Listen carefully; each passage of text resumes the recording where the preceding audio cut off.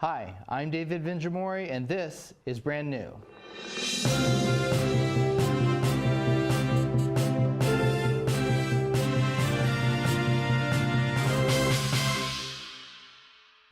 In Brand News today, Mark Zuckerberg went to Congress to apologize for Facebook's lax treatment of data that led to 87 million Facebook profiles being compromised, including yours.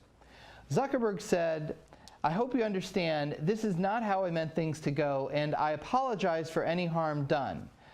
I definitely see how my intentions could be seen in the wrong light." Wait, I'm sorry. That's actually Zuckerberg's apology from 2003 when he created an app called FaceMash and took the pictures of Harvard undergraduates off of the campus intranet and asked users to rate their hotness. Okay, here it is. "This was a big mistake on our part, and I'm sorry for it. We did a bad job of explaining what the new features were, and an even worse job of giving you control of them. No, I apologize. That was 2006 after Facebook launched Newsfeed. I'm proud of the way we handled the situation, and I know we can do better." Actually, that was in 2007 when Facebook launched the Beacon advertising system, which made Facebook user purchases public. Sorry, Aunt Rose, that everyone found out about your special toy. So if we skip past the consent decree that Facebook signed with the Federal Trade Commission in 2011, after Facebook repeatedly compromised users' privacy, we have apology, apology, apology, and here it is. Cambridge Analytica, with 87 million Facebook users' privacy compromised to influence an election, with 2 billion more potentially at risk. So let's be clear on something. You have no privacy on Facebook.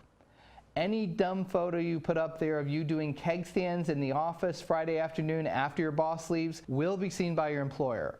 Moreover, it will be seen by beverage companies who will start targeting advertising to you everywhere you browse on the internet, trying to upsell you to premium beer, and also the shop where you got the keg, so you'll start seeing reminders to buy a keg at 9 a.m. every Friday morning. If Facebook is great for you because you get to see what your high school girlfriend and her loser husband are up to, more power to you, bro. But remember that everything you do on Facebook will eventually be visible to the entire world. And more than that, it will be analyzed by the most sophisticated algorithms known to man to hook you on lame quizzes that make you feel smarter, more urbane, and wittier than you actually are, and get you watching the same stupid videos that make you cry in public places so that you'll buy stuff to make yourself feel better. Don't say nobody warned you. Hardee's has unveiled a new ad campaign called Taste Like America, featuring vocals by Big Wet. Hardee's is excited that the success of this ad campaign will boost sales of its new menu featuring the assault burger, cigarette butt fries, and linoleum shakes. Laura Ingraham returned to her show this week as an ad boycott continued and major brands showed a reluctance to resume advertising on the show. The conservative Fox talk show host taunted Parkland High School shooting survivor David Hogg on Twitter after he failed to get into 4 colleges. Hogg urged his Twitter followers to boycott Ingram's show, and advertisers rapidly withdrew, causing Ingram to apologize for the tweet and hastily arrange a pre-scheduled week-long vacation. Returning to her show, Ingram defiantly defended herself and free speech, saying, "Expressing views that just 5 or 10 years ago were considered mainstream can now get you fired." Then she paused and said, "Wait, when did segregation end again?"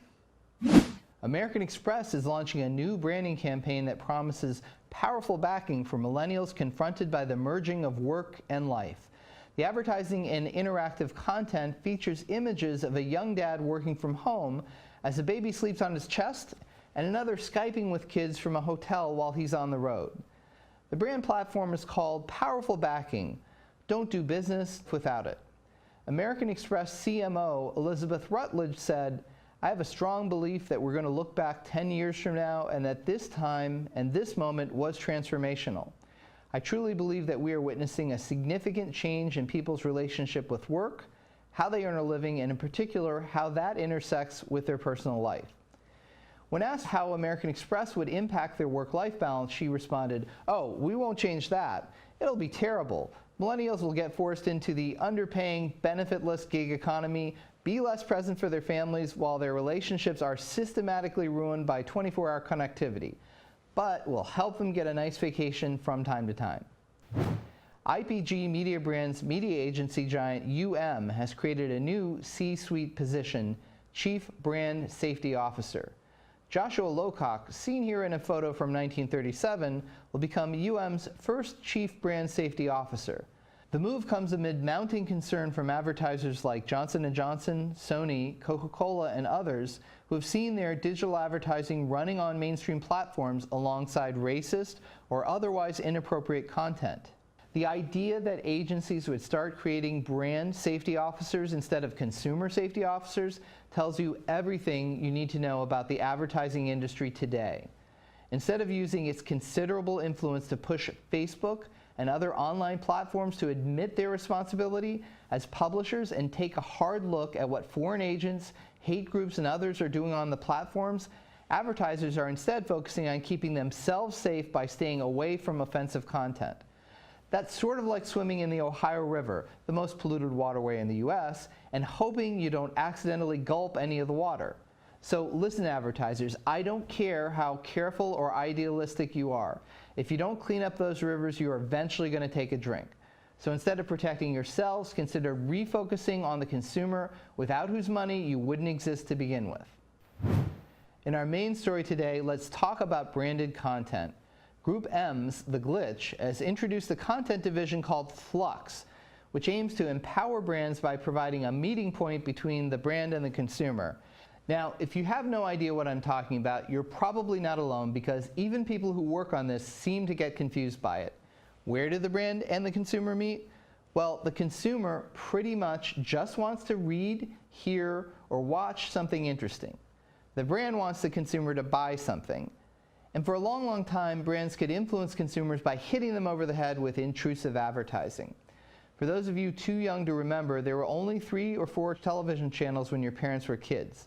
At its peak, I Love Lucy got a 92 share and a 71.7 rating.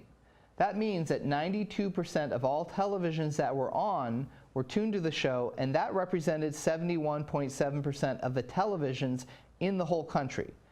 Those days are gone.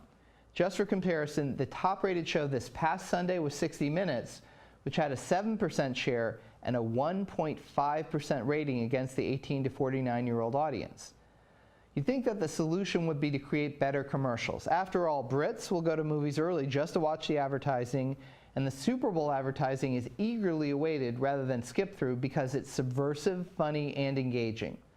But brands have decided the problem lies elsewhere, that the real problem is that they're too identifiable in commercials. So a new category has emerged called branded content. That term, which is not much loved in the industry, refers to any content, video, games, articles, or even events that are created by a brand or someone a brand pays to create it. Branded content started with product placement. You know, seeing your favorite kind of cereal on the counter in an episode of CSI, or James Bond driving a BMW or Audi instead of an Aston Martin. As those types of integrations got old and started to provoke a backlash, brands started to be more clever. On the extreme side of branded content today is advertorials. These are basically ads written by brands and run in mainstream news media and meant to look like news. Advertorials try to borrow the credibility of the medium they're placed in, so there's an inherent tension. The New York Times doesn't really want this ad for Mover's specialty service to look like reporting. But if it doesn't look a little like reporting, then the advertiser won't pay for it. This kind of branded content is a cheap con. It can't survive on its own because it's neither objective nor artful, which are the only 2 ways to get noticed. So it tries to masquerade as something else, journalism. It isn't good for journalism if it works, and it won't sell anything if it doesn't. On the other extreme end of branded content, you have some really interesting stuff like Samsung's Hearing Colors, the story of a confused man who thinks he's the Terminator because he's attached a microphone to his head. The Samsung brand doesn't appear anywhere in this video until after the credits, which, if we're being honest, is not a place that anyone is watching unless it's a Marvel film. So yes, Samsung gets some good PR from this, and their executives are probably thrilled to take home a Tribeca Film Festival award, but it's very hard to say what it does for the brand. The problem with branded content is that it doesn't do a good job for the brand or the content. If a brand wants to create funny, fresh stuff to share with its audience, then fine. Either create a great ad or sponsor someone to create something your consumers like. And just like Masterpiece on PBS, say something like this: "Funding for Masterpiece is provided by Viking Cruises." Then don't try to force the creators to integrate the brand or its values. You should have picked the content because it shares your values. It may not be a popular thing to say these days, but branded content either isn't good branding or it isn't good content. And it very often is fundamentally dishonest. So brands should go back to sponsoring great content and making a few great ads for when people are actually watching. That's brand new for today. See you next time.